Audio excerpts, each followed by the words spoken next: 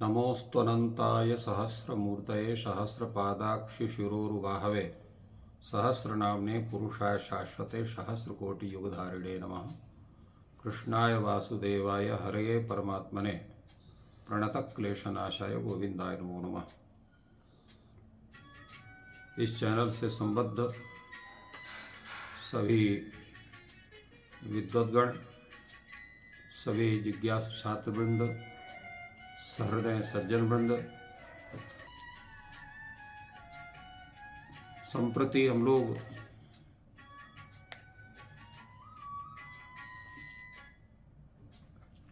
मनुस्मृति पर विचार कर रहे हैं। इस शास्त्र चर्चा चैनल पर आज हम लोग मनुस्मृति के प्रथम अध्याय के 8वें श्लोक पर चर्चा करेंगे। सोऽभिध्याय शरीरात् स्वात् ससृक्षुर्विविधाः प्रजाः अप एव ससर्जादौ तासु वीर्यमवासृजत्। यह श्लोक है, इसका तात्पर्य है सह वह परमात्मा प्रजाः विविधाः प्रजा ससृक्षु संपूर्ण प्रजाओं की सृष्टि करने की इच्छा से स्वात् शरीरात्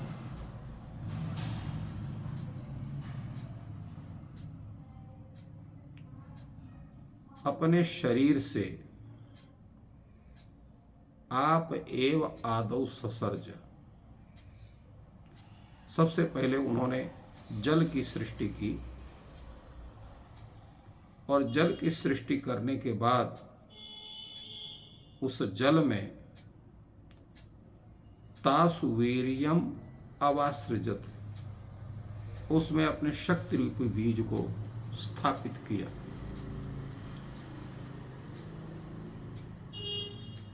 अब वह जो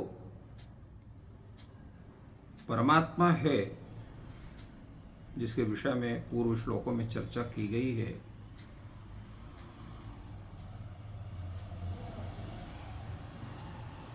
तो वो पूर्व में विद्यमान था। इसके विषय में वेद भी प्रमाण है। हिरण्यगर्भ संवर्तताग्रे,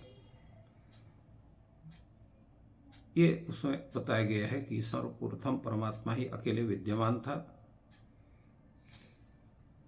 और उसने अनेक प्रकार की प्रजा की सृष्टि करने की इच्छा से अपने शरीर से पहले उसने जल की सृष्टि की।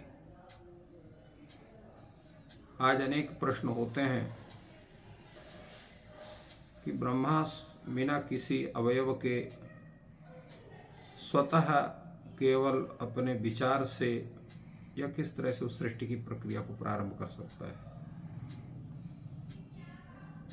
तो जैसा अध्यात्म विज्ञान के आधार पर तपश्चर्या से योग आदि की परमोदात्त क्रियाओं के माध्यम से वो शक्ति प्राप्त होती है जिससे व्यक्ति किसी भी सृष्टि को कर सकता है और सभी सिद्धियां किसी सामान्य व्यक्तियों को प्राप्त नहीं हो सकती हैं। चूँकि ब्रह्मा जो हिरण्यगर्भ है उसको विशिष्ट शक्तियां उस तपश्चर्या के माध्यम से, उस ब्रह्म के माध्यम से उनको प्राप्त हैं। इसलिए वो हिरण्यगर्भ जो परमात्मा है उसने संपूर्ण सृष्टि करने की इच्छा से सर्वप्रथम अपने शरीर से ही जल को प्रकट किया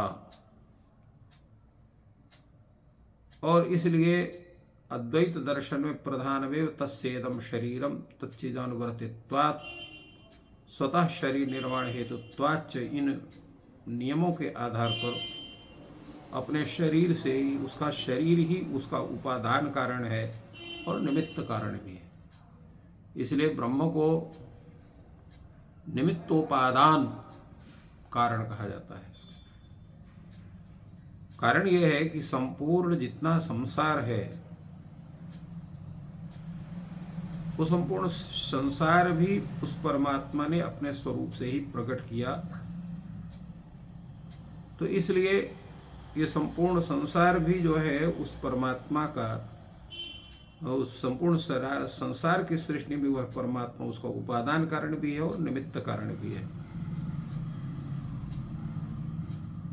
अपने से ही उसको सृष्टि करता है, स्वयं सृष्टि करता भी है और स्वयं उसका उपादान कारण भी है। और उसके साथ साथ उसी जल में अन्य सृष्टि की उत्पन्न की इच्छा से उसमें अपने शक्ति रूपी बीज का आधान किया, स्थापन किया। इससे यह संपूर्ण सृष्टि की जो स्थिति हुई उस परमात्मा तत्व के द्वारा हुई।